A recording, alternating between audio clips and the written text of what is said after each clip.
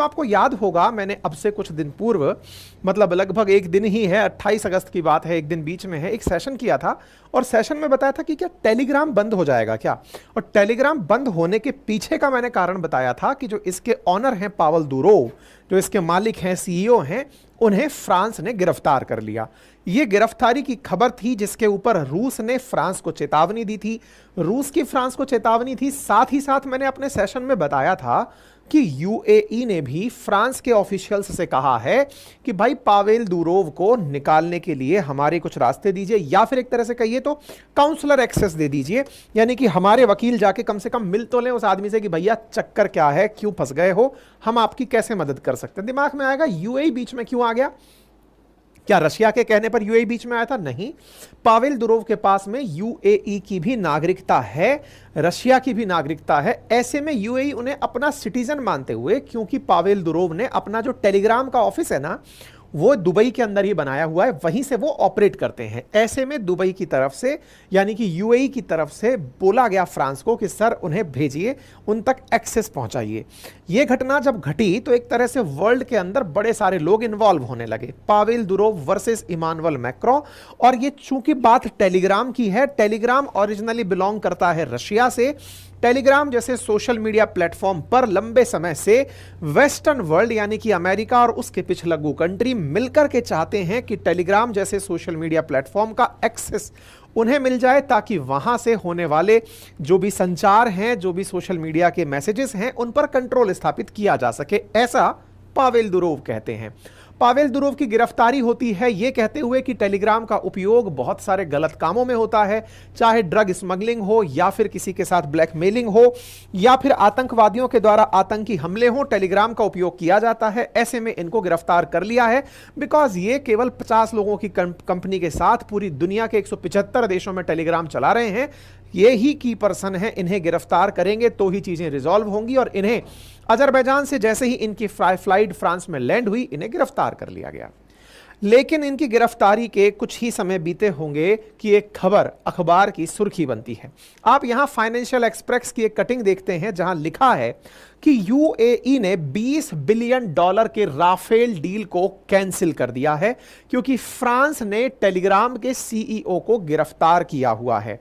अब चूंकि टेलीग्राम के सीईओ को गिरफ्तार किया है फ्रांस ने, और राफेल फ्रांस का ही फाइटर जेट है, डसो एविएशन के द्वारा बनाया जाता है, ऐसे में यूएई ने उनके साथ जो $20 बिलियन का 80 राफेल खरीदने का प्लान था वो कैंसिल कर दिया है।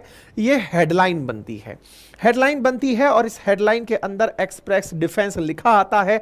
29 अगस्त के दिन ये खबर काफी ज्यादा मार्केट में सर्कुलेट होती है और ऐसे में ये खबर कि इन्होंने $20 बिलियन का जो 80 राफेल खरीदने का फ्रांस के साथ फैसला है वो वापस ले लिया है, बड़ी सुर्खियां निकल कर आती हैं और सुर्खियों में बताया जाता है कि यहां पावेल दुरोव के साथ में जो यूएई के किंग हैं, जो वहां के अमीर हैं, उनके बेटे जायद अल नहायान के बढ़िया रिश्ते हैं, जिसके चलते उन्होंने इंटरफेयर किया।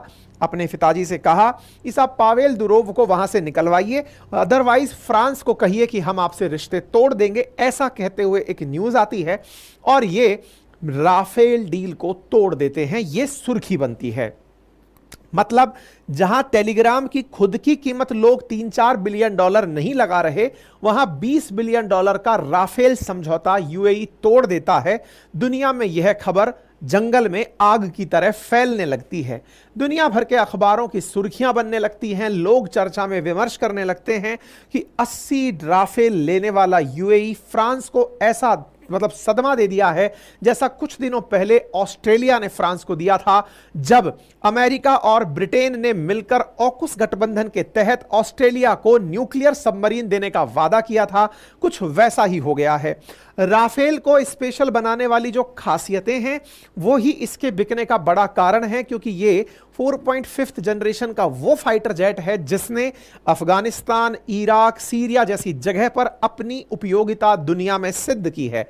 ऐसे में राफेल फिर से सुर्खी में आता है। वो दसो एविएशन, दसो राफेल कंपनी जिसने इसको बनाया है वो सुर्खियों में आने लगती है और सुर्खियां बनने लगती हैं कि देखो, जहां 2021 के अंत में इन दो देशों ने मिलकर $19 बिलियन का समझौता किया था, वो समझौता तोड़ने के लिए विमर्श होने लग चुका है।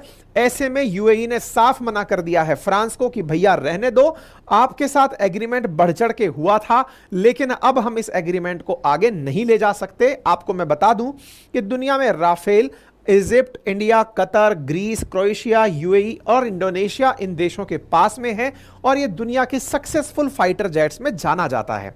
लोग खबरें खंगालने लगे और कहने लगे कि देखो, फ्रांस को जबरदस्ती अपनी इस सक्रियता का परिणाम भुगतना पड़ रहा है। राफेल उनकी डील वापस हो गई। ऐसे ही इन्होंने जब ऑस्ट्रेलिया के साथ सबमरीन की डील की थी, वो अमेरिका के इंटरफेरेंस के कारण वापस हो गई थी। तो बोले साहब, फ्रांस के दिन बेकार चल रहे हैं। सुर्खियां इस तरह से निकल करके आने